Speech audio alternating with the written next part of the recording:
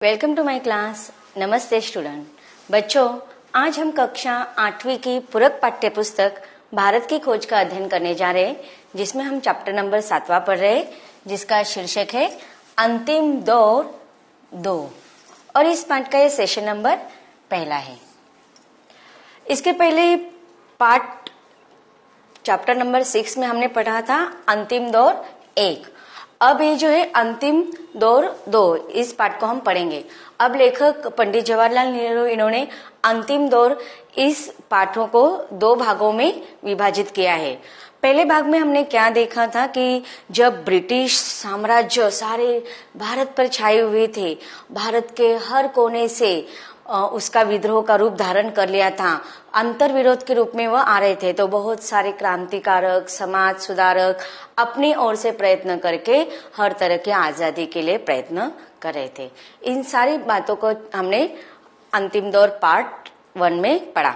अब देखते हैं अंतिम दौर पार्ट 2 में पंडित जवाहरलाल नेहरू हमें कौन कौन सी जानकारी देना चाहते हैं, तो हम पाठ के परिच्छेदों के द्वारा उसको समझ लेते हैं। अंतिम दौर 2 इस पाठ की शुरुआत में लेखक ने जो पॉइंट दिया है उसको पढ़ते हैं।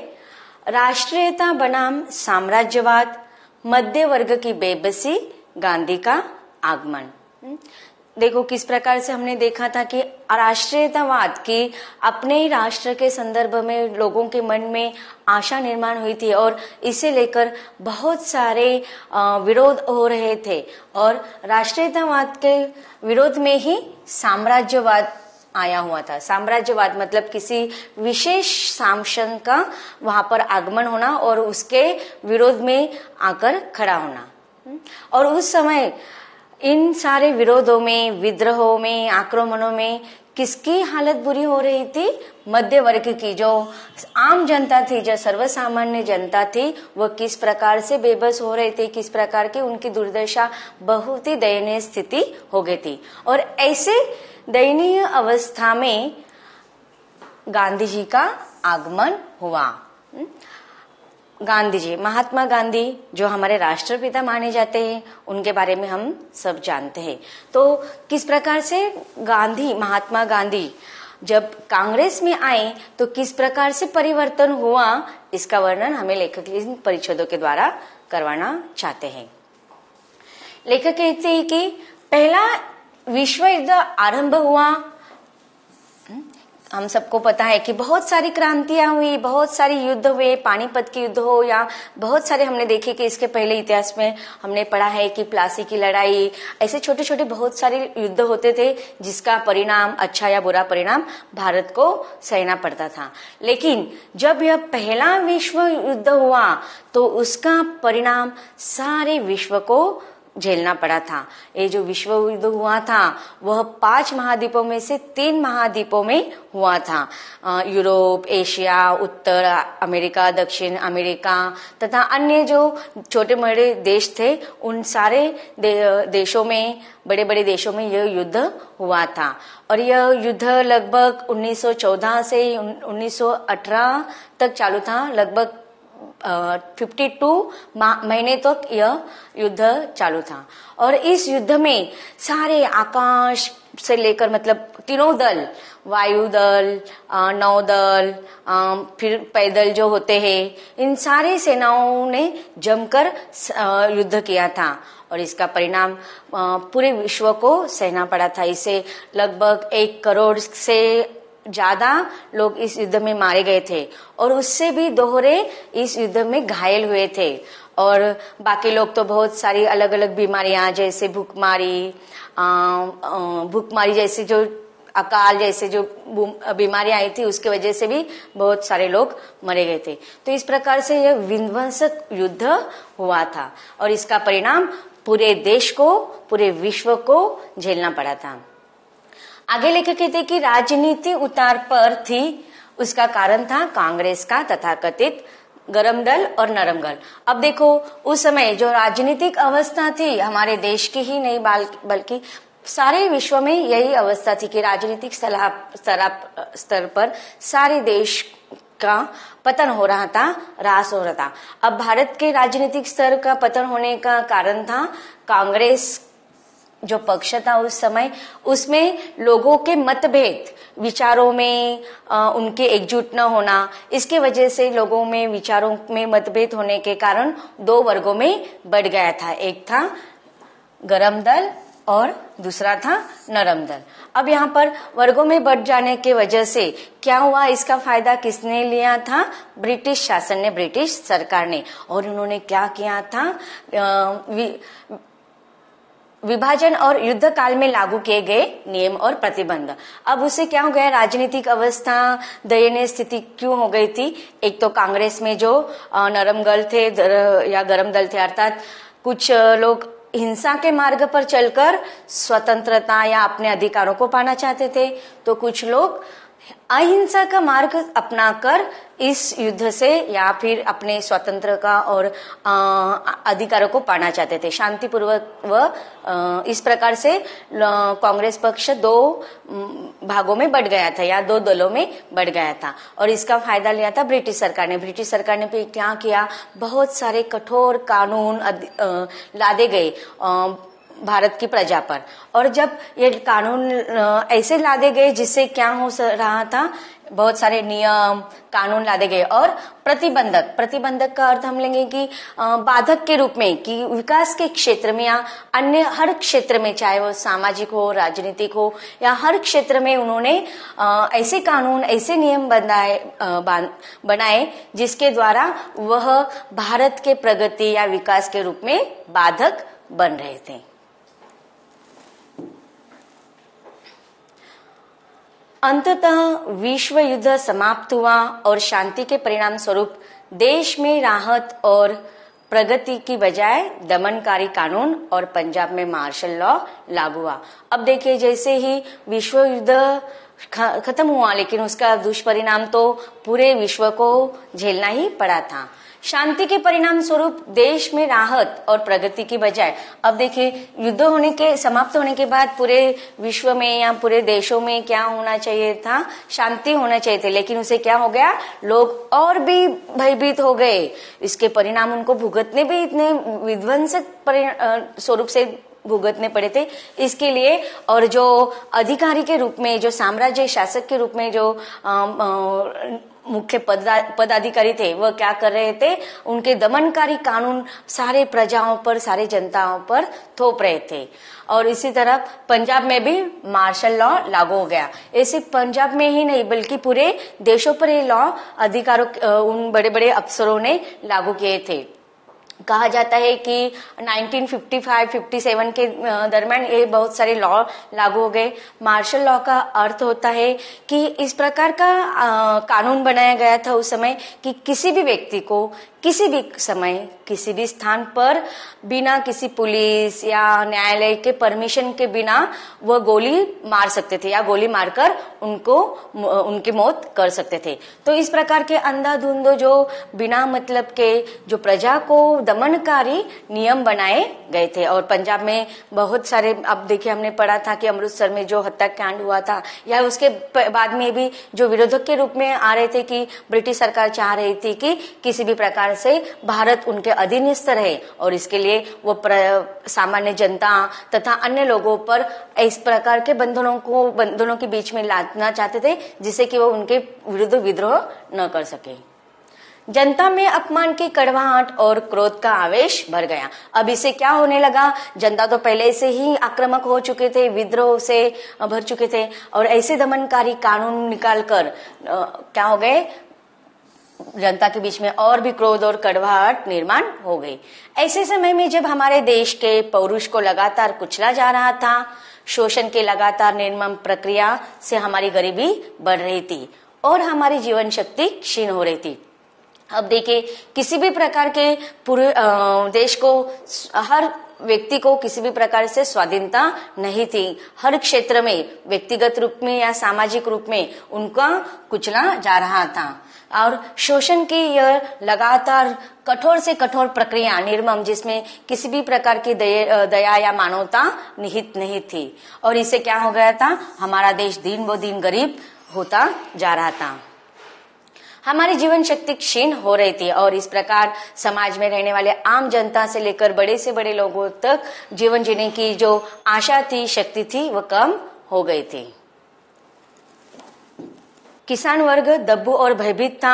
कारखाने के मजदूर की स्थिति भी बेहतर नहीं थी। अब देखिए, सर्वसामान्य आम जनता जो किसान वर्ग था तथा जो मजदूर थे वो भी बहुत भयभीत थे, डर गए थे, क्योंकि ब्रिटिश सरकार ने अपना आतंक सारे समाज पर फैला दिया था। मध्य वर्ग और बुद्धिजीवी लोग जो इस सर्वग्रासी अधिकार में आकाशदीप हो सकते थे, खुद इस सर्वव्यापी उदासी में डूब गए थे। यहाँ तक कि जो अच्छे खासे खाते पीते घर के जो लोग थे या पढ़े लिखे जो लोग थे, वह भी बहुत उदास हो गए थे, मायूस हो गए थे। और तब गांधी जी का आगमन हुआ और ऐसी दयनीय अवस्था जब सर्वसामान्य लोगों की हुई थी, ऐसे में राष्ट्रपिता महात्मा गांधी का कांग्रेस में आगमन हुआ। वे ताजा हवा के ऐसे झोंके की तरह आए जिसने फैलकर हमें गहरी सांस लेने के योग्य बनाया। वे ऊपर से अवतरित नहीं हुए थे, वे भारत की करोड़ों की आबादी के बीच से ही निकलकर आए थे। अब देखिए, ऐसी अवस्था जब सारे जनता उदास हो चुके थे, उनको जीवन जीने के प्रति किसी भी प्रकार की लालसा नहीं बची थी, ऐसे में एक राहत के रूप में गांधी जी का आगमन होता है। अब वो जब आए तो कोई आकाश से देवता बनकर नहीं आए थे, वह सर्वसामान्य आम जनता के बीच में ही एक सर्वसामान्य व्यक्ति थे। लेकिन जैसे ही उन्होंने आए, अपने विचारों के द्वारा, अपने कुछ सक्रिय कार्य के द्वारा आम जनता को आत्मविश्वास बढ़ाया। वे उन्हीं की भाषा बोलते थे, वह सर्वसामान्य लोगों की तरह ही उनके बीच में जाकर उनको ढाढ़स बंधाते थे, लगातार उनकी शोचनीय स्थिति की ओर ध्यान आकर्षित करते थे। जब उन्होंने आगमन किया कांग्रेस में या भारत की जनता के बीच में जब गए, तो उन्होंने हमेशा आम जनता पर ही अपना फोकस डाला था और सारे उनकी किस प्रकार की शोषण उनका किया जा रहा है, किस प्रकार से उनकी दयनीय अवस्था है, यह सारे राजनीतिक क्षेत्र में जो बड़े बड़े नेता थे, जो बड़े बड़े अधिकारी थे, उनके बीच में यह बात को रखते थे। उन्होंने हमसे कहा कि इन मजदूरों और किसानों की पीठ से उतर जाओ। अब यहाँ पर हमसे मतलब किसे, अब पंडित जवाहरलाल नेहरू या अन्य जो कांग्रेस के बड़े बड़े नेता थे, उनसे जब अपनी बातें वे कहते थे तो वह हमेशा मजदूर और किसानों के अधिकार, उनके बारे में किस प्रकार से उनको माध्यम बनाकर ब्रिटिश सरकार तथा अन्य जो ब्रिटिश सरकार के हित चाहते थे, ऐसे लोगों ने किस प्रकार से मजदूर और किसानों को आधार बनकर अपना विकास कर रहे हैं, इसके बारे में वो कहने लगते। तुम सब जो उनके शोषण के सहारे जिंदा हो, उस व्यवस्था को समाप्त कर दो जो इस गरीबी और दुर्गति की जड़ है। तो इस प्रकार गरीबी और दुर्गति की जड़ को ही उन्होंने सर्वसामान्य लोगों के सामने रखा। उन्होंने जो कुछ कहा, हमसे उनमें से ज्यादातर बातों को आंशिक रूप से माना और कभी बिल्कुल नहीं माना। अब देखिए, सब लोग उनकी बातों को मानते थे नहीं, कुछ ने उनकी बातों की तरफ ध्यान आकर्षित कर लिया, लेकिन किसी ने कभी कभी बहुत सारे वर्ग या बहुत सारे लोग उनकी बातों को नहीं मानते थे। लेकिन ये एक गौण बात थी, उनकी शिक्षा का सार था निर्भयता, सत्य और इनसे जुड़ा हुआ कर्म। अब देखिए, महात्मा गांधी के आगमन से ही उन्होंने निर्भयता, सत्य और कर्म, इन तीन बातों को अधिक महत्व दिया है। वे हमेशा सामान्य जनता की खुशहाली पर ही नजर रखते थे। उनका जो सर्वसामान्य लक्ष्य था पूरा केंद्रित, वह सर्वसामान्य जनता और उनकी खुशी, उनका हित, इस पर ही निहित था। लेकिन ब्रिटिश शासन के अधीन सबसे प्रबल एहसास था भय। अब ब्रिटिश शासन ने क्या किया था, व्यापक, खौफनाक, भयानक अवस्था, और उससे सारी जनता भयभीत हो गई थी। व्यापक दमनकारी, दमघोटू भय सेना का। अब किसका किसका भय था सारी जनता को? सेना का भय था, पुलिस का भय था, दूर दूर तक फैले हुए खुफिया विभाग का, खुफिया मतलब जो जासूस रहते थे गुप्त रूप में, अफसरों और जमींदारों के कारिंदों का भय, फिर साहूकार का भय, इसके साथ साथ बेकारी और भूखमरी का। अब बेकारी की वो ब्रिटिश सरकार को इनको काम दे रहे थे जो उनके हित के बारे में सोचते थे, तो सर्वसामान्य लोगों के पास काम धंधा नहीं रहता था, वो बेकार हो जाते थे। और भूखमरी का भय, जो हमेशा करीब खड़ा रहता था। चारों तरफ फैले इस डर के खिलाफ ही गांधी जी की शांत किंतु दृढ़ आवाज उठी, डरो मत। और ऐसे सब सारे जब डर से भय से युक्त थे, ऐसे में गांधी जी सबके सामने आए और सबको उत्साहित किया, सबको आत्मविश्वास दिलाया कि नहीं, डरो मत। इस तरह लोगों के ऊपर से भय का काला लबादा उड़ गया। पूरी तरह तो नहीं पर आश्चर्यजनक मात्रा में। अब पूरी तरह से लोगों के बीच में मन में जो डर छाया होता वो नहीं निकला, लेकिन धीरे धीरे वह जीवन के प्रति आश्वासित हो गए, उत्साह आने लगा और विश्वास उनको बढ़ने लगा। क्योंकि भय का झूठ से नजदीक का संबंध होता है। जैसे जैसे झूठ और लुक छिप कर काम करने की जरूरत कम होती गई, वैसे वैसे एक व्यापक परिवर्तन दिखाई देने लगा और वह था मनोवैज्ञानिक परिवर्तन। तो इस प्रकार गांधी जी ने लोगों की मानसिकता ही परिवर्तित कर दी। गांधी ने भारत में करोड़ों लोगों को अलग अलग मात्रा में प्रभावित किया। कुछ लोगों ने अपने जीवन को पूरी बनावट को ही बदल दिया, कुछ पर आंशिक प्रभाव हुआ। अब देखो ये जो परिवर्तन हो रहा था वो किस प्रकार से हो रहा था, इसका वर्णन लेखक ने किया है। फिर भी प्रभाव मिट गया पर पूरी तरह नहीं। अलग अलग लोगों में प्रतिक्रिया भी अलग अलग हुई और हर आदमी के पास इस सवाल का अलग अलग जवाब था।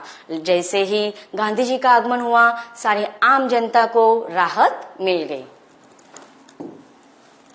देखते ही इन परिच्छेदों में आए हुए कुछ कठिन शब्दों का अर्थ। तथाकथित जैसा कहा गया, दमनकारी दमन करने वाला, सर्वव्यापी हर जगह व्याप्त, अवतरित आगमन होना, अवतार लेना, दुर्गति बुरी स्थिति, गौण द्वितीय श्रेणी का। अब कुछ प्रश्न उत्तर देख लेते हैं। प्रश्न पहला है कि मार्शल लॉ क्या था। आपको उत्तर के अलग अलग विकल्प दिए हैं। पहला है लोगों की धन संपत्ति पर मनमाना कर वसूल लगाना, ख बिना सूचना के बंदी बनाना, या ग लोगों को इस्लाम धर्म मानने को मजबूर करना, या घ किसी भी व्यक्ति को किसी भी समय बिना पुलिस या न्यायालय की इजाजत के गोलियों का निशाना बनाया जा सकता है। तो इनमें से कौन सा है। हमने देखा था मार्शल लॉ किसे कहा जाता है। क्या है इसका उत्तर। वेरी गुड, इसका उत्तर है घ। देखते हैं अगला प्रश्न। गांधी जी ने लोगों को क्या संदेश दिया। उत्तर के विकल्प है क आत्मनिर्भर बनने का, ख विदेशी सत्ता का साथ देने का, ग विदेशी नीतियों को अपनाने का, या घ सत्य निर्भय और कर्म का। तो कौन सा संदेश गांधी जी लेकर आए थे अपने साथ। सत्य, निर्भय और कर्म का। तो इस प्रकार इस प्रश्न का उत्तर होगा घ। तो बच्चों अब तक हमने देखा कि किस प्रकार से गांधी जी के आगमन से लोगों के बीच में जो भय छाया हुआ था वह कम होने लगा। आगे भी कांग्रेस पक्ष में गांधी जी के आने के बाद क्या क्या परिवर्तन होते हैं उसको हम पढ़ेंगे इसके अगले भाग में।